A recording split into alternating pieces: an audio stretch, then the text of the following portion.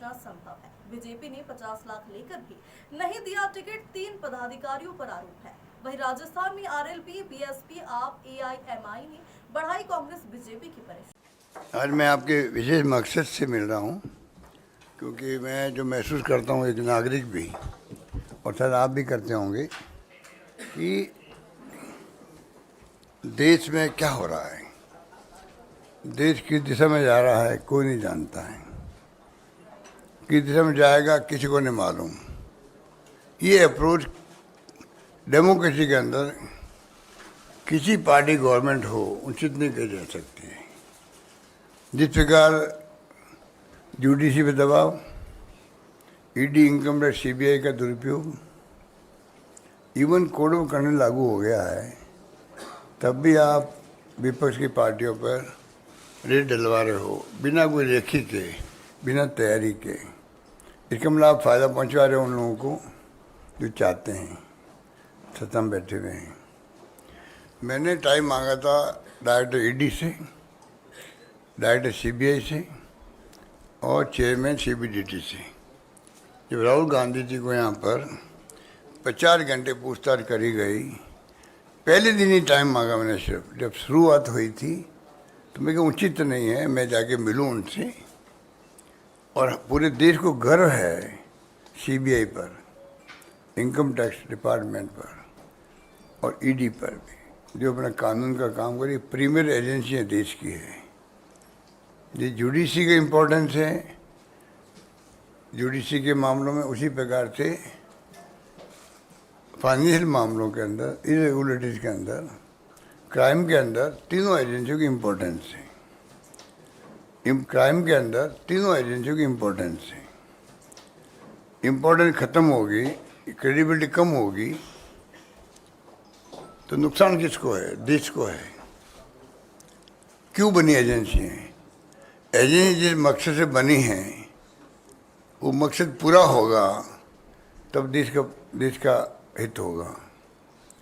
अगर क्रेडिबिलिटी कम हो जाएगी एजेंसियों की, जो आज सीबीआई की हो चुकी है, पहले हर सीबीआई का नाम लेता था।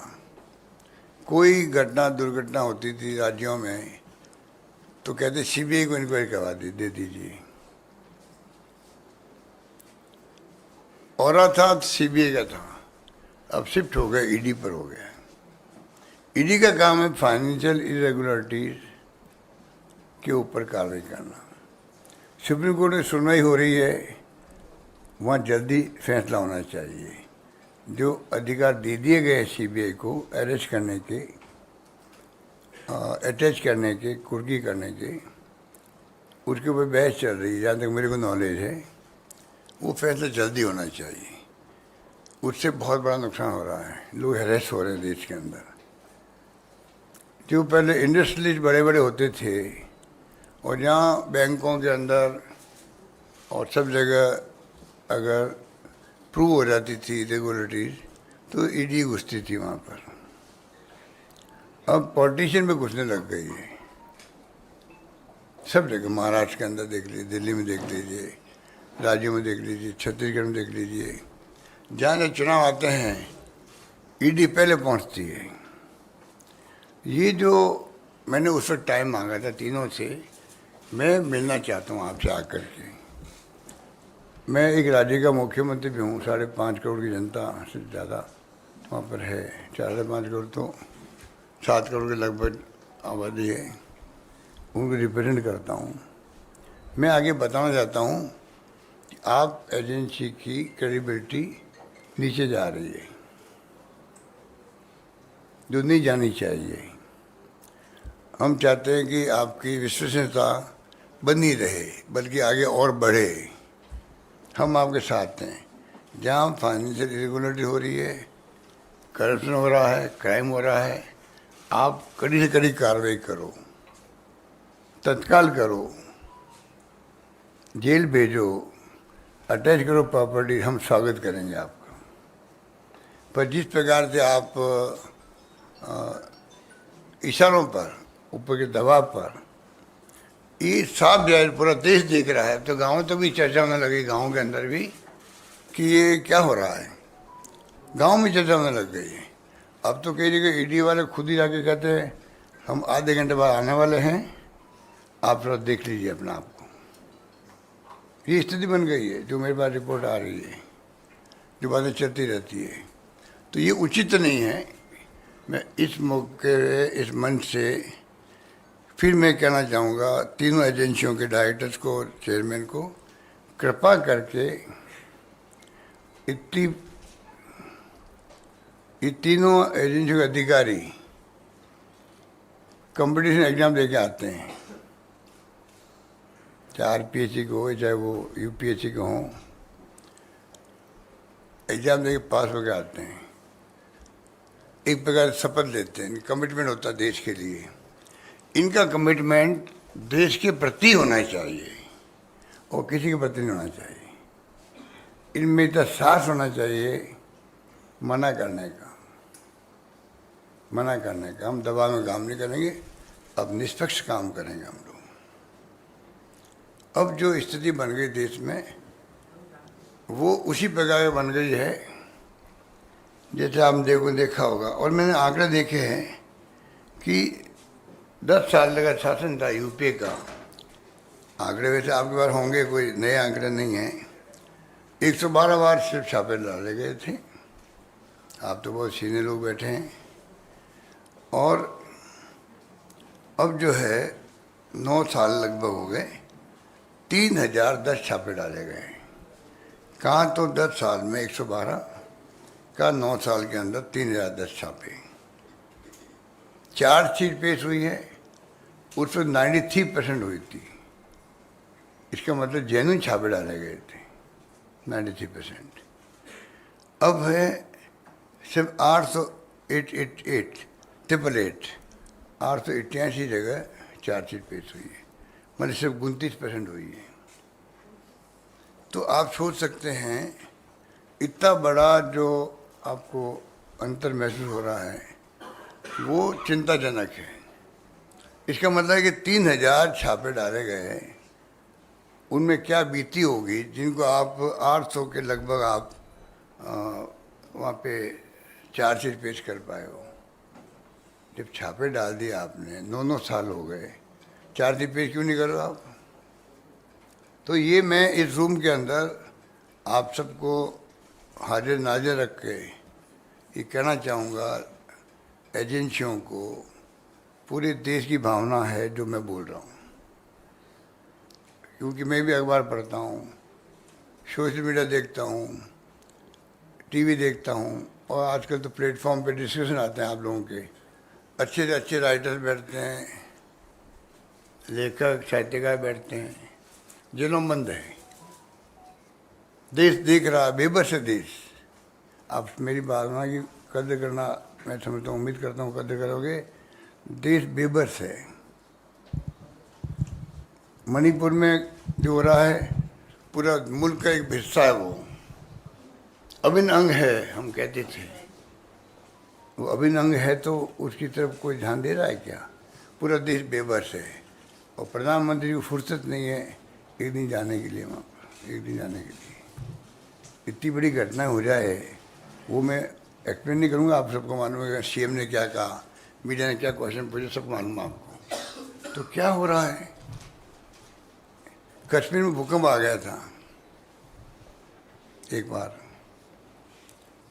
और वहाँ पे हम लोगों ने एक एनजीओ के माध्यम से, मैं मेरे मोमेंटो ऑक्शन करता हूँ, सुनामी के अंदर या गुजरात भूकंप के अंदर या कारगिल युद्ध के अंदर, तो जो मोमेंटो मिलते हैं सीएम को हम ऑक्शन करके पैसा भेज देते हैं। जब मैंने कश्मीर भूकंप के अंदर इकट्ठा करना शुरू किया तो मैंने एक आर्टिकल पढ़ा, मैंने उसमें लिखा था कि पूरा देश कहता है हिंदुस्तान कि कश्मीर हमारा अभिन्न अंग है। अब जब गुजरात भूकंप आया था तब तो लाखों हाथ खड़े थे मदद के लिए, और वो हाथ नज़र नहीं आते हमें। मणिपुर दूर है ज़रा, वहाँ की चिल्लाहट, वहाँ की भावना वो यहाँ तक पहुँचती नहीं है, मीडिया तक भी नहीं पहुँचती है। मीडिया ने गायब कर रखा है। तो आप सोच सकते हैं कि राहुल गांधी बार बार मोदी जी का, अडानी जी का नाम क्यों लेते हैं। मणिपुर नाम क्यों लेते हैं? क्या एक विपक्ष के नेता का अधिकार नहीं है क्या वो अपनी बात कहे तो उसको रिस्पॉन्स करे? मुझे आप बता दीजिए, मेरे तो खैर बहुत लंबा अरसा हो गया राजनीति में, कोई भी घटना दुर्घटना हो, विपक्ष बोलेगा उसका धर्म भी बोलना चाहिए, उसी डेमोक्रेसी मजबूत होती है। तो क्या सत्ता पक्ष का धर्म नहीं है क्या? सत्ता पक्ष का उसको रिस्पॉन्ड करे, कुछ भी करो रिस्पॉन्ड। राजीव गांधी जी के वक्त में एक बार मीडिया को लेके एक फैसला हो गया था, आपने आवाज़ उठाई, राजीव गांधी ने वापस वो ले लिया। ये डेमोक्रेसी है। अब तो ना वो मिलते हैं प्रधानमंत्री जी आपसे, ना आप इश्यू बना पाते हो। आप लोगों का कसूर नहीं है, क्योंकि मीडिया के मालिक जो है उनको भी इनकम टैक्स, ईडी और सीबीआई का डर रहता है। मुझे कहते हैं संकोच नहीं, मैं तो बार बार कहता हूँ, चाहे वो नाराज भी होते होंगे मालिक लोग, पर मैं कहते चूकता नहीं हूँ। कोविड आ गया तो आप देख रहे हो तनख्वाह आपकी आधी कर दी। मैं आपको भड़का नहीं रहा हूँ, दिल की पीड़ा बता रहा हूँ आपको, खाली पीड़ा बता रहा हूँ। निकाल दिया गया लोगों को, निकाल दिया गया। आप लोग भी ट्रांसफर पोस्टिंग डरते हो पॉलिटिशियन की तरह। हमारे सरकार में ट्रांसफर पोस्टिंग होती है, आपके भी राज्यों में जो काम करने वाले लोग हैं ट्रांसफर पोस्टिंग डरते हैं वो भी। तो आप लोगों की स्थिति भी कोई बहुत अच्छी नहीं है। क्यों मैं भटक गया बात करते करते। मैं जो कह रहा था कि मैंने कहा भाई मैं मिलने आना चाहता हूँ आपसे, मैंने शुरुआत से करी थी और वो शुरुआत मेरी वहीं रह गई। इमीडिएटली अपॉइंटमेंट आ गई मेरे पास में, मुझे बड़ी खुशी हुई कि मैं जाके अपनी बात कहूँगा।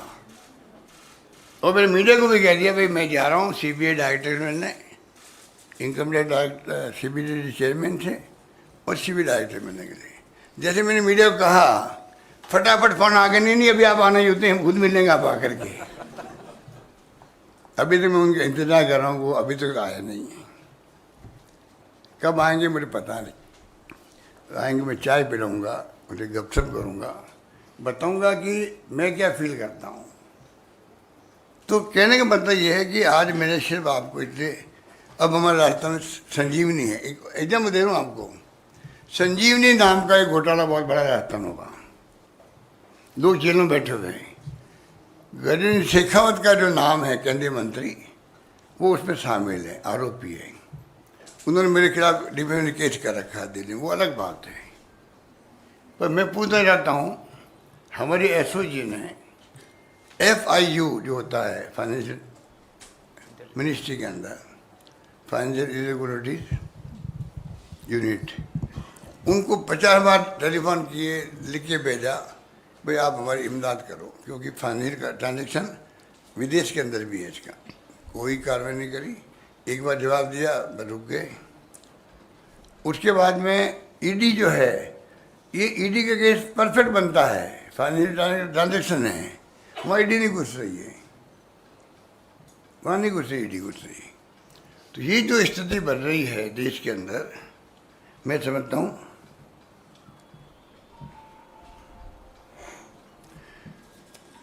और मोदी जी तो एक एग्जाम्पल है क्लासिकल देश के अंदर। जब बोलते हैं वो तो देश सुनता हूँ उनको। प्रधानमंत्री देश के हैं, अच्छा बोलते हैं, बोलने की कला जानते हैं।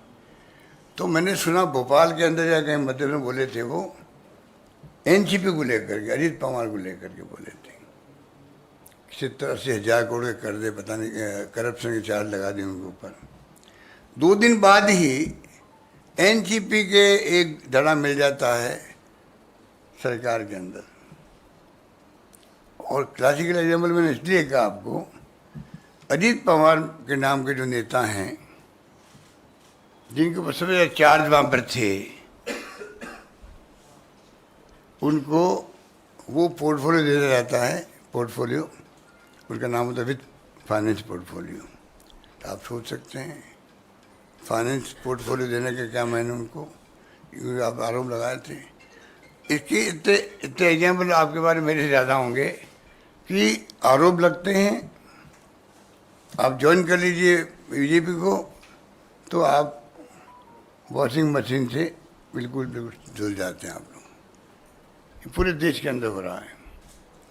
तो ये जो मैं समझता हूँ कि जनता का विश्वास एजेंसी बना रहे, ये मेरी चिंता ये है, इसलिए मैं सब बात क्यों बोल रहा हूँ। आम जनता का विश्वास इन एजेंसी बना रहना चाहिए, आम जनता का विश्वास जुडिशरी बना रहना चाहिए, तभी लोकतंत्र बचेगा देश के अंदर, ये मेरा मानना है।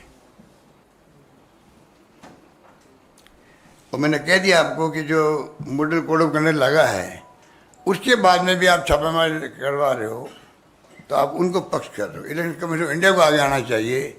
जब वो कलेक्टर एसपी को बदल सकता है, उनको डाउट भी होता है भाई ये एसपी कलेक्टर जो है एंगुलरिटी वाले हैं या इन्होंने काम ढंग से नहीं किया है, तो आप छापे रखवाइए। अभी ये कोई हत्या तो किसी ने की नहीं, वो भग जाएगा हत्यारा।